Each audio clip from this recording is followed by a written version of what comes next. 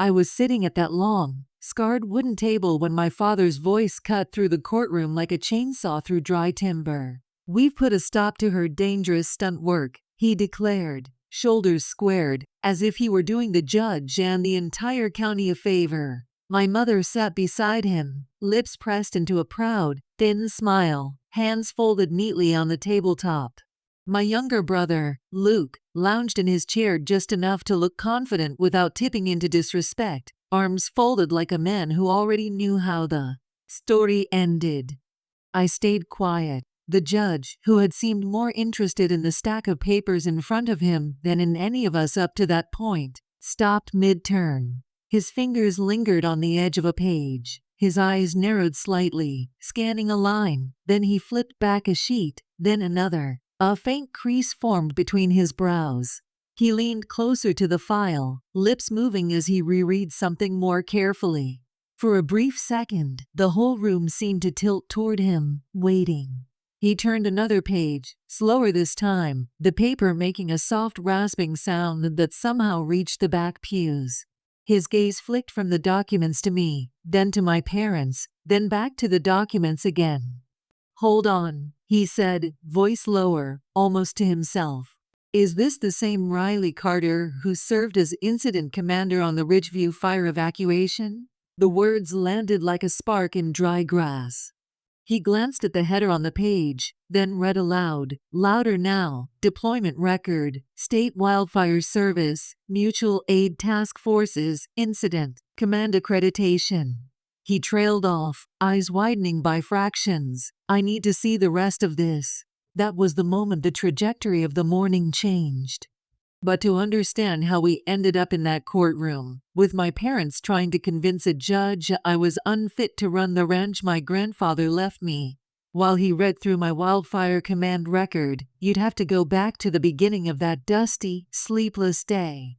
I'd woken up in a motel off the highway, the kind with faded curtains and a humming mini fridge that never quite got cold enough. For a few seconds, lying there in the gray half-light, I forgot where I was. The air felt wrong, too still, no smell of smoke, no distant whine of aircraft, no radio crackle by my bed, just the faint buzz of the ice machine down the hall and the occasional car rumbling past outside. Then my eyes landed on the folded navy shirt hanging on the back of the chair, the one without my usual yellow Nomex over it, and the memory hit. Court date, probate petition, Carter v. Carter and Carter. The email my grandfather's attorney had forwarded me with the subject line, "We should talk." I sat up slowly, pressing my palms against my knees, feeling the familiar stiffness in my joints that came from too many seasons of hiking ridges under gear and jumping out of trucks before my body was fully awake. The cheap carpet scratched against my bare feet when I swung my legs over the side of the bed. I stared at the patterns for a heartbeat, breathing in and out, the way we are trained to do before walking into chaos. You've stepped into fire camps where half the map was red, I reminded myself. You can handle a room full of oak-paneled walls and people who share your last name. It didn't quite feel true, but I held on to it anyway. On the short drive into town, the landscape changed from highway gas stations to the familiar patchwork of fields and pasture that framed my childhood. Winter yellow grass rolled up into low hills, broken by clusters of oak trees, and the occasional rusty windmill turning lazily in the wind. In the distance, I could see the outline of our family's ranch house, white paint weathered by decades of sun and dust. Even the sky seemed smaller here, hemmed in by memory.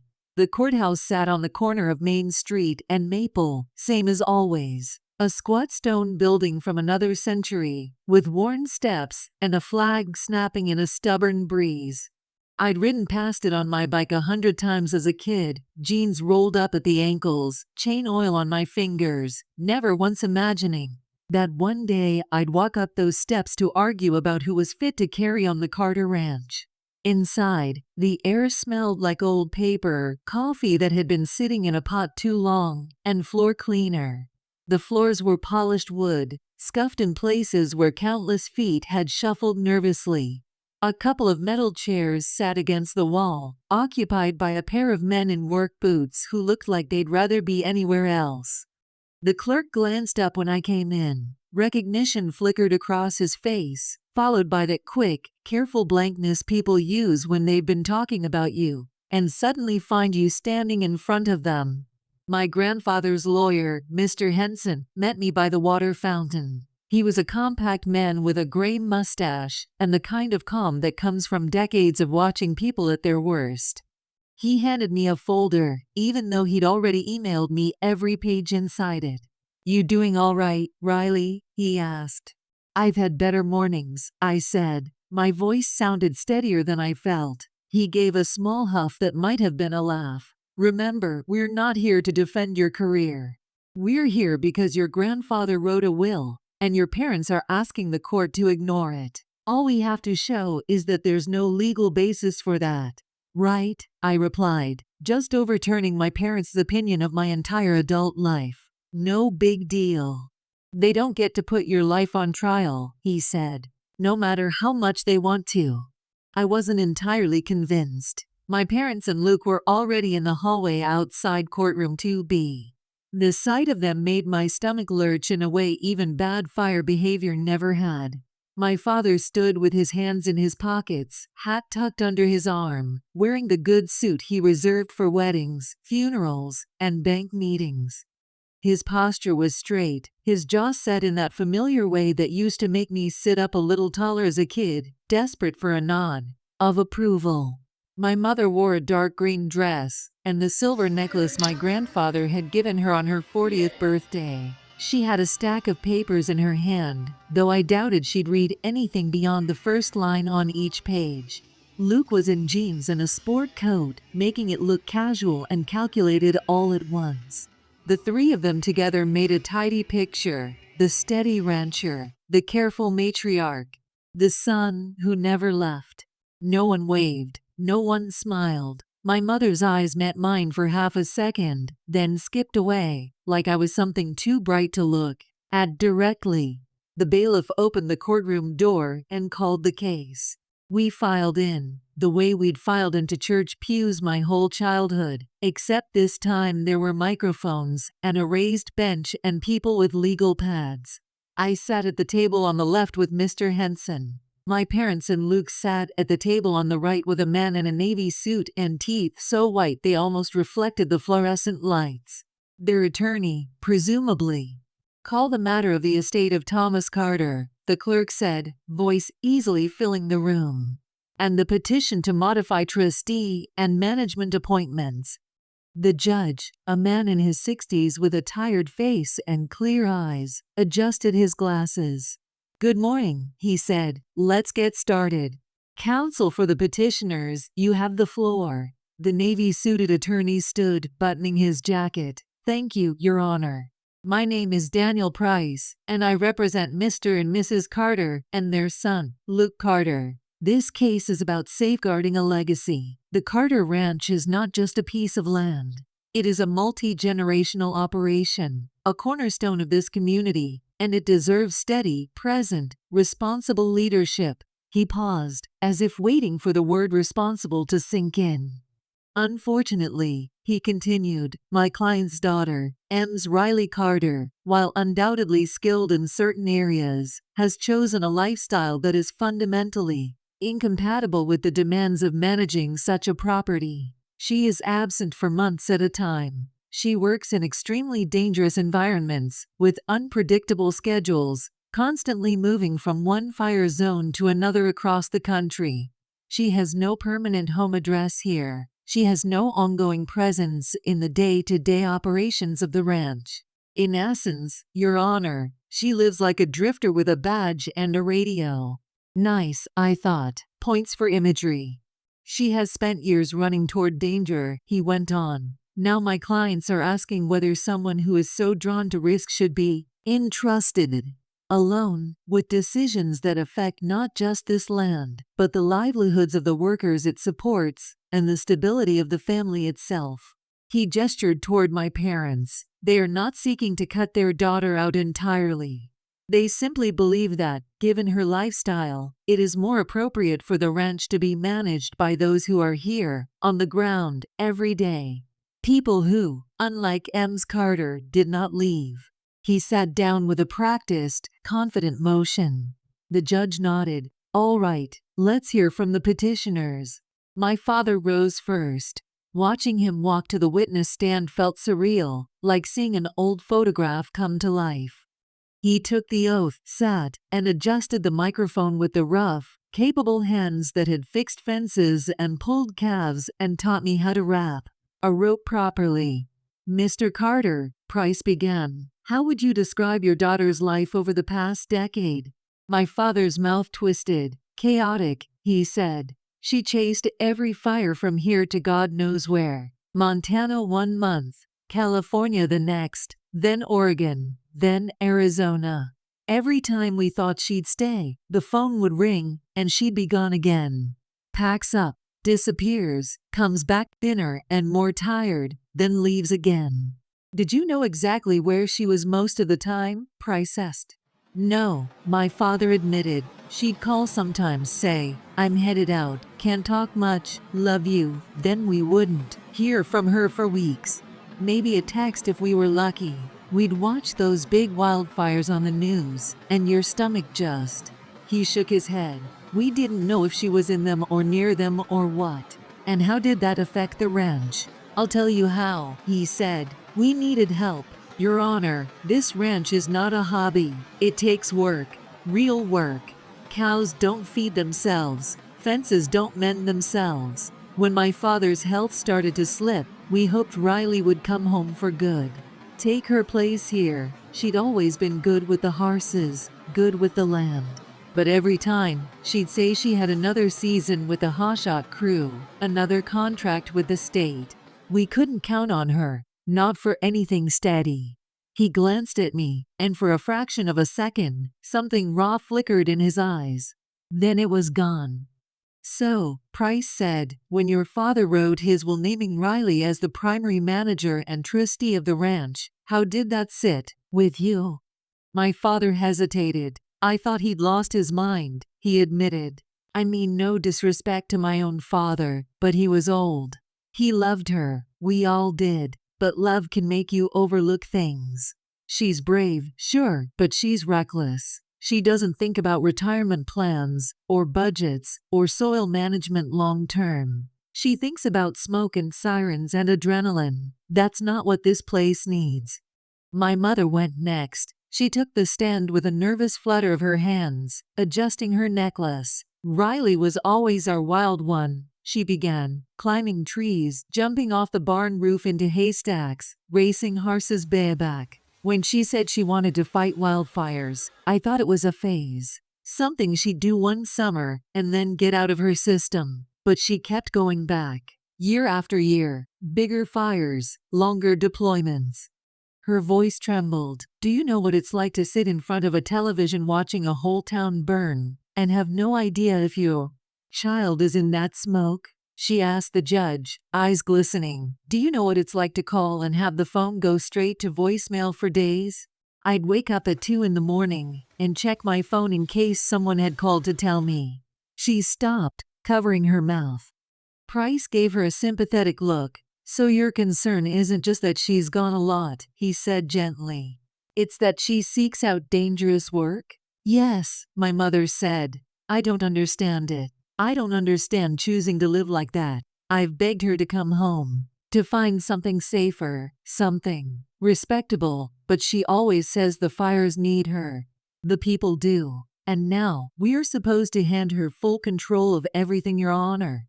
The house, the land, the accounts. What happens to all of this if she gets a call in the middle of calving season and disappears?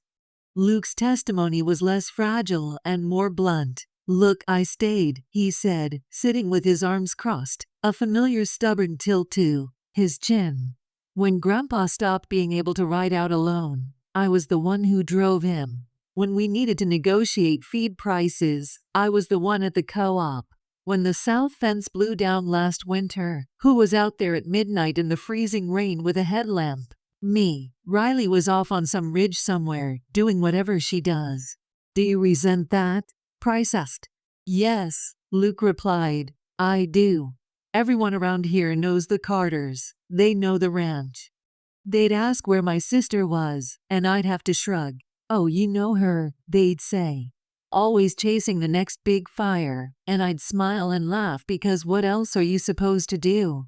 But inside, I was furious. I was here holding everything together, and she got to be the hero. And now, after Grandpa dies, she gets the title and the paperwork to go with the image, and I get, what? A pat on the back? He shook his head. She's never had to live with the day-to-day grind of this place as an adult. She doesn't know what it's like to watch the bank balance and the sky at the same time. If she wants to run into burning forests, that's on her. But she shouldn't be the only one with her hands on the wheel here. By the time they finished, the room felt heavier, like the air had thickened around us. I could feel people shifting on the benches behind me, old neighbors and family friends listening to my life reframed as one long reckless impulse. The judge turned toward me. Ms. Carter, he said, you've heard your family's concerns. Do you wish to respond? Tell us about your work and your ability to manage the ranch. Images flashed through my mind in disjointed fragments, a ridgeline glowing orange against a midnight sky, the roar of a crown fire moving faster than any vehicle could. Outrun, the scratch of radio chatter in my ear as crew bosses called in spot fires and structures at risk. A hand slipping from mine as we hustled an elderly man into the back of a pickup, the taste of ash on my tongue after a 16-hour operational period. A kid clutching a smoke-stained stuffed bear, looking back at a house that wasn't there anymore.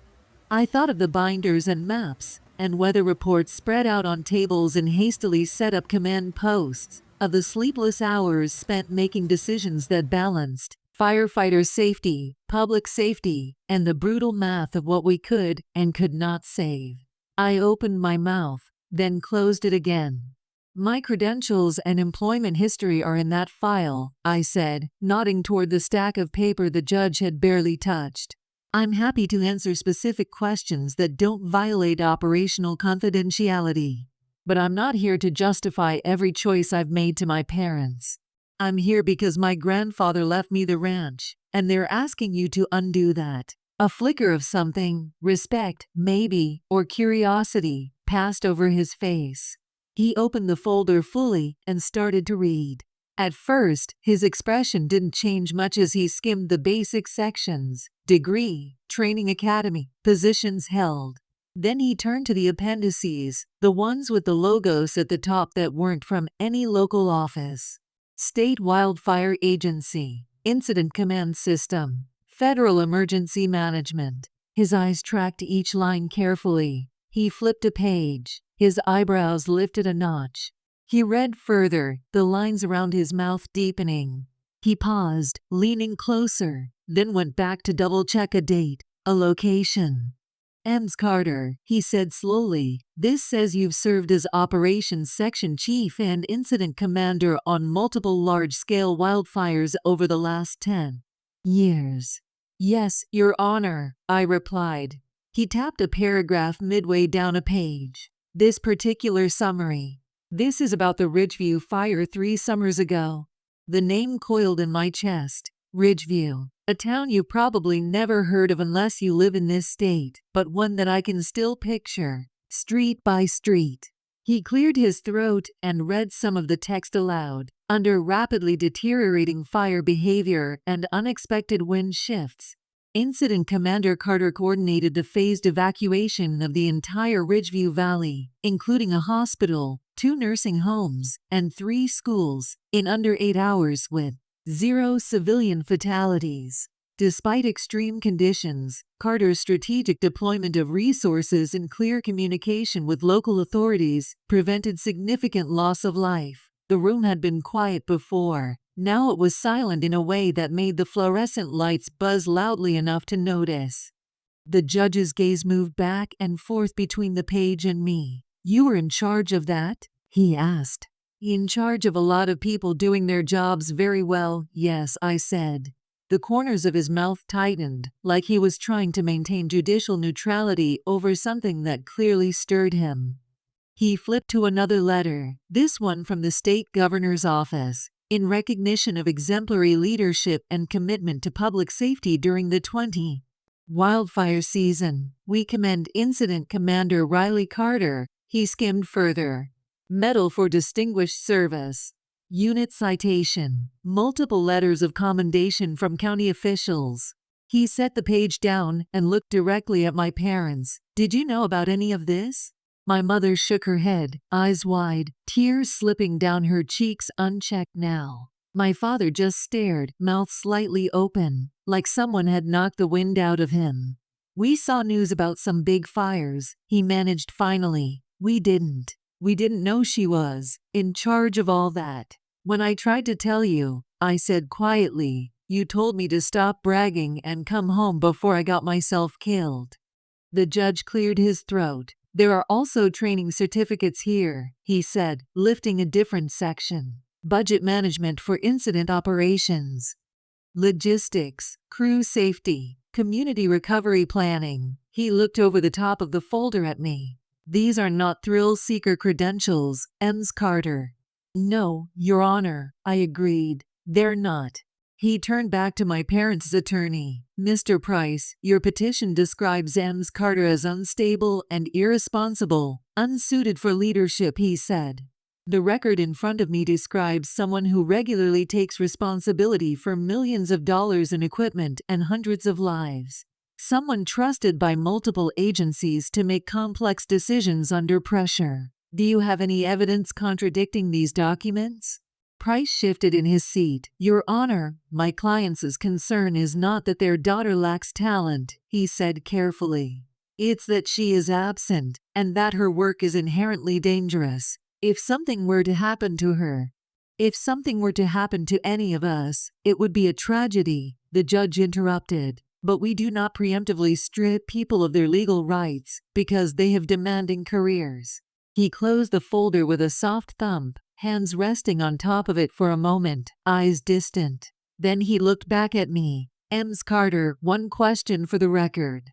Why didn't you tell your family more about this? Your role, your commendations, the scope of what you do. The answer was a tangle in my chest, threads of memory and hurt knotted together. I thought of the first time I told my parents I'd made the hotshot crew. I'd been 22, hands trembling with excitement as I held the acceptance letter. I'd called from the small apartment I was renting near the training center, expecting pride, maybe a little fear. My mother had cried. My father had said, "So you're really going to go through with this nonsense," like I was announcing a tattoo instead of a fireline job. Luke had laughed and asked if I was planning to come back in one piece or in a bag. I thought of the season I'd been promoted to Operations Section Chief and tried to explain what that meant. How I'd be the one assigning divisions, coordinating resources, making sure every crew boss had what they needed. My father had shrugged and asked when I planned to quit and get a real job. After Ridgeview, when the governor's office had sent the medal, I'd taken it out of the box in my motel room and sat on the edge of the bed, rolling the ribbon between my fingers. I'd considered taking a picture and sending it. I'd even opened the family group chat. Mom had just sent a photo of a pie she'd baked. Luke had complained about a broken tractor. Dad had groused about hay prices. My thumb had hovered over the camera icon, then moved away. I'd closed the chat and put the medal back in its box. They made it clear they didn't want to hear it, I said finally. Not really. When I talked about fire behavior or tactics, they said it was too much. When I mentioned long shifts, they said I was making bad choices. When I sent pictures from the line, they said I was showing off. At some point, it stopped feeling like sharing my life and started feeling like giving them more ammunition to use against me. I took a slow breath. So I learned to tell those stories to people who understood what they meant instead. The judge nodded once, slowly. Then he looked back at my parents. This court is not family therapy, he said bluntly, but I will say this much. It appears that the story you have been telling yourselves about your daughter is missing some fairly important chapters." He checked his watch. "We're going to take a 15-minute recess," he announced. "I'll review a few additional documents in chambers. We'll reconvene shortly for a ruling." The bailiff called for all rise. Chairs scraped. People stood, then began to filter out into the hallway. I stayed seated for a moment. My legs felt steady, but my chest felt strangely hollow, like the space right after a fire front passes and you're not sure what's left standing. Eventually, I stood and walked out into the hall, gravitating back toward the big window overlooking the parking lot. I'd spent a lot of time there as a kid waiting for my grandfather to finish town meetings, watching the shadows of clouds roll across the trucks and cars below. The glass warped the view slightly now, bending the lines of the vehicles into gentle curves. I stared at my reflection instead, the faint outline of the woman who'd made a life in smoke and flame, and now stood in boots that suddenly felt too heavy on this worn courthouse floor. "Riley." My father's voice behind me wasn't quite the same one that had filled the courtroom minutes before. It sounded rougher around the edges. I didn't turn immediately, but I heard his footsteps come closer until he was next to me, hands shoved in his pockets, gaze on the parking lot. "You used to stand here and count the red trucks," he said quietly. "You'd say they looked like toy cars from up here." A small, unwilling smile tugged at my mouth. "Yeah," I said. "I remember." "I didn't remember until just now," he admitted. "Funny how memory works. Picks the worst times to wake up." We stood there in silence for a few seconds. A gust of wind moved a tumbleweed across the far edge of the lot, bumping it against the curb. "I didn't know," he said finally, "about Ridgeview, about the metal, about any of it. Not really." "I know," I said. "I should have," he continued. "I should have asked. I should have listened when you tried to explain. But every time you talked about those fires, all I could see was you not coming back. I thought if I made it miserable enough, you'd stop. Maybe if I was harsh enough, you'd come home and stay." "That's not how it felt on my end," I said, keeping my voice even. "I'm starting to realize that," he replied. My mother joined us, eyes red-rimmed, tissue clutched in one hand. She stood slightly behind my father at first, like she wasn't sure if she was welcome in this small circle. "I prayed for you," she blurted, "every night you were gone. I prayed God would convince you to come home. I prayed you'd find something safer. I also prayed you wouldn't die in some canyon I'd never heard of." I swallowed. "That's a lot of praying," I said softly. She gave a watery laugh. "You always were a lot of child," she replied. Then her face crumpled. "When the judge was reading those letters, I wanted the ground to swallow me. I've spent years saying you were irresponsible, that you chased danger for the thrill of it. I never once pictured you in some school gym with cots lined up, telling scared people where to go while the sky burned. It wasn't always that noble," I said. "Sometimes it was just paperwork and logistics and arguing about engine assignments." She shook her head. "I don't care about the medals," she whispered. "I mean, I'm proud I am. But what hurts is realizing I didn't want to see any of it. It didn't fit the story I'd already written in my head about you. So I closed the book." Luke leaned against the opposite wall, watching us, jaw tight. "I thought you liked being the mystery," he said. "The big hero who swooped in twice a year, told a few stories about smoke and helicopters, then disappeared again." "I never swooped," I said. "I dragged myself in with a duffel bag and a need for a shower." He snorted despite himself. Then his expression sobered. "I called you selfish a lot," he admitted. "To my friends, to my wife, to myself. It made it easier to get up before dawn to feed cows while you were wherever, to sit in the bank office signing on the dotted line, and telling myself I was the only one keeping the place running." "You weren't wrong that I left," I said. "I did. I chose to build a life somewhere else. Most of the time, I chose fire. But that doesn't mean I didn't care about home." "I know that now," he said quietly. "I'm not sure what to do with the years I spent pretending you didn't."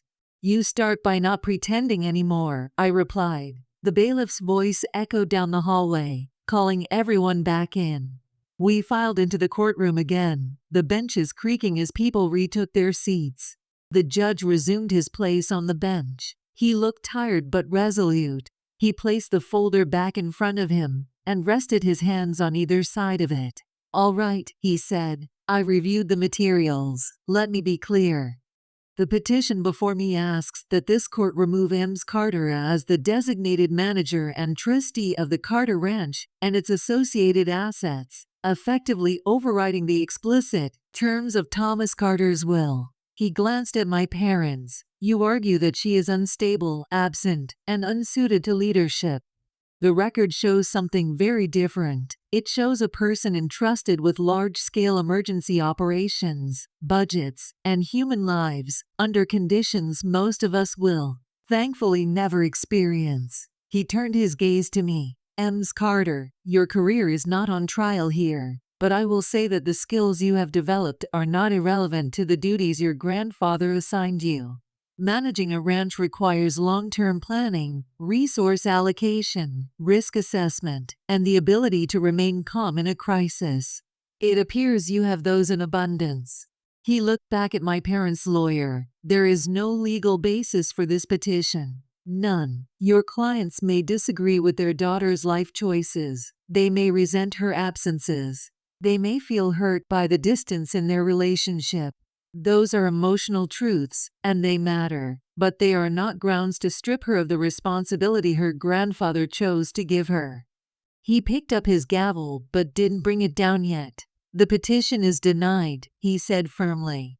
"Ems Carter remains the designated manager and trustee of the Carter Ranch and associated assets, in accordance with the will." My mother's shoulders sagged. Luke stared at his folded hands. My father swallowed hard, his throat bobbing. The judge exhaled slowly. "I'm going to say one more thing, and then we're done," he said. "I have watched a lot of families walk into this room fighting over land and money when what they're really fighting about is hurt and misunderstanding. The law can decide who holds legal authority. It cannot repair the stories you have told about each other. That is work only you can do if you choose to." Then he brought the gavel down. The sound echoed through the room like a distant thunderclap. We stood because we were told to stand. People filed out, talking in low voices, already turning what they'd seen into stories to tell over dinners and coffees and fence lines. I could almost hear it. "Did you hear about the Carters? Turns out that girl isn't just playing with matches." I stayed near our table, fingers resting lightly on the edge of the wood. My parents and Luke hovered by the aisle as if waiting to see what I would do. For the first time in a long time, it felt like the next move was mine. "Would you talk with us?" my mother asked, voice small. "Somewhere outside of here?" I thought of all the times I'd walked away from this town without looking back, because it hurt less than turning to see their faces. I thought of Grandpa sitting on the porch swing, telling me that land can outlast a lot of bad decisions if you let it. I thought of the judge's words about stories and repair. "Yeah," I said, "we can talk." We ended up at the ranch house. It felt right and wrong all at once. Stepping back onto the wide wraparound porch with its peeling paint and creaking boards.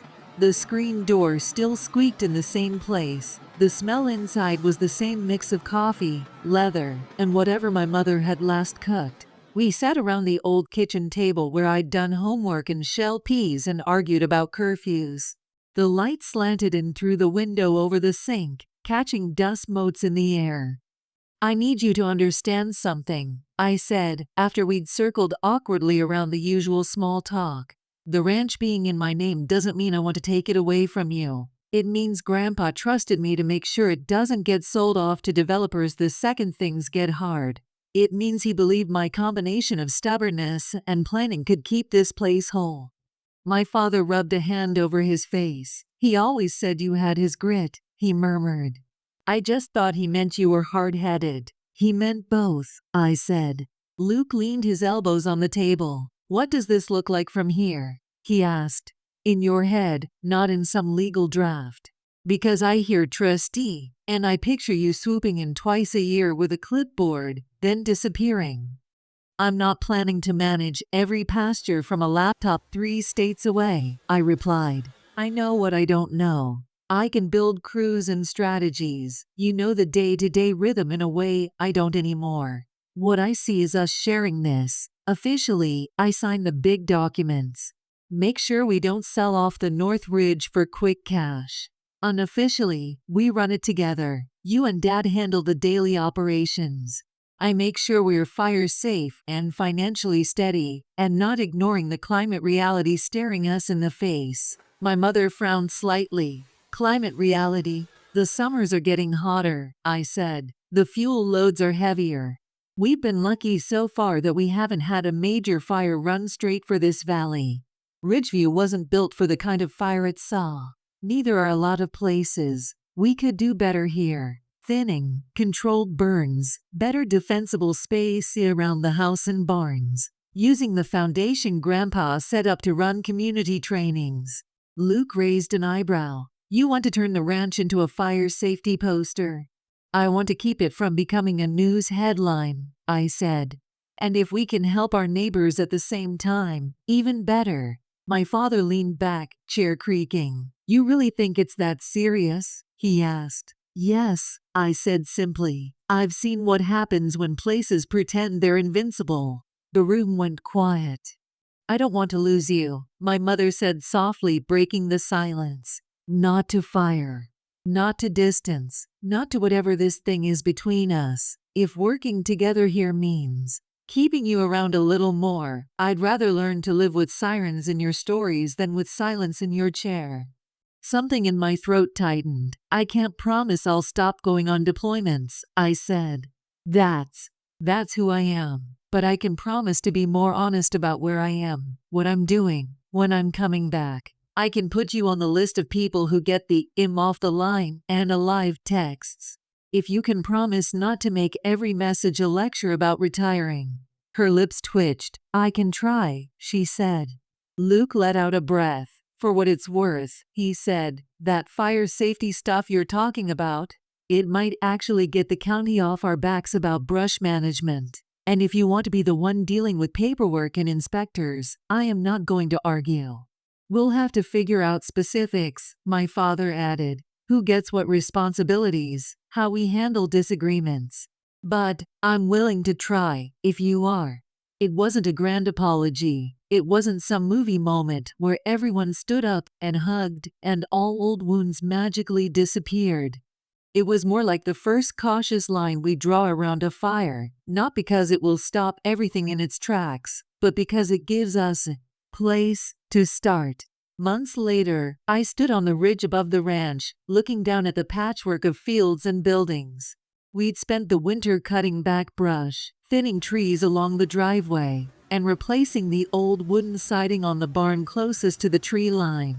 The volunteer fire department had come out twice for training burns in the lower pasture. My father grumbled about the smoke, but showed up at every briefing, asking questions about wind and fuel loads. My mother organized potlucks for the crews, making enough chili to feed twice as many people as came. Luke learned how to read a fire weather forecast and started talking about fuel moisture content like he'd been born with the vocabulary in his mouth. The ranch felt different, not just because of the work we'd done, but because of the way we moved around each other. Fewer slammed doors, more conversations that lasted past the first flare of anger. One evening, as the sun dropped low and turned the fields gold, my father joined me on the ridge. He handed me a mug of coffee, the steam curling into the cooling air.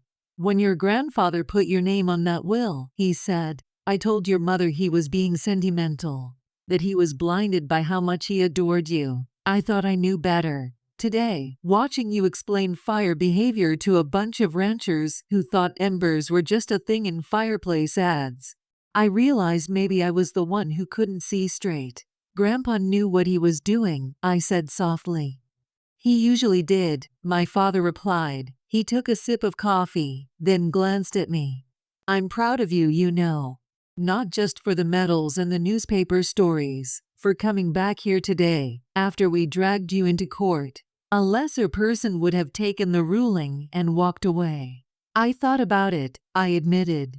I'm sure you did. He smiled faintly, but you didn't. That matters. We stood there in comfortable silence for a while, watching the light fade. If you're still listening to this, maybe you know something about being misjudged by the people you once thought knew you best. Maybe you've built a life that makes sense to you and to the people who share it, but not to the family who still sees you as who you were at 17.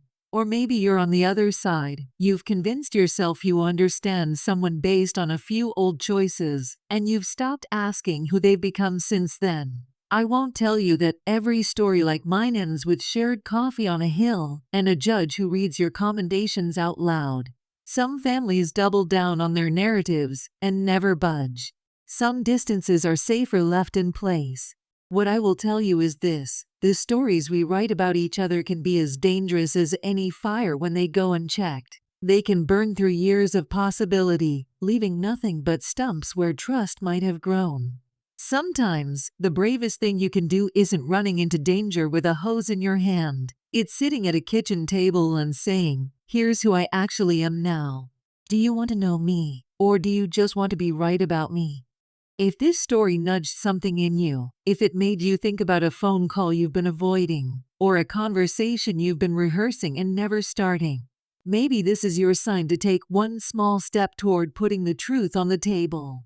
Not to erase everything that hurt, not to pretend it didn't happen, but to see if there's anything living under the ash worth tending.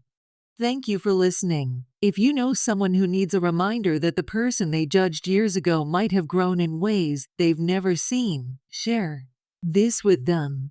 And if you want more stories about families, fires, and the hard work of rebuilding what we thought was gone, you're welcome to subscribe and stick around.